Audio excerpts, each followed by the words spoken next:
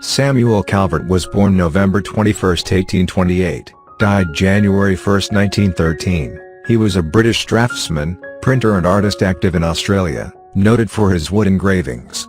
Published in contemporary periodicals, he was the third son of the renowned engraver and painter, Edward Calvert. During his period in Australia, Samuel Calvert produced hundreds of engraved illustrations for a variety of publications on a wide range of subjects. Calvert also designed postage stamps for the Victorian government. He was one of the founding members of the Victorian Academy of Art, formed in 1870, and showed watercolours and oil paintings at their subsequent exhibitions.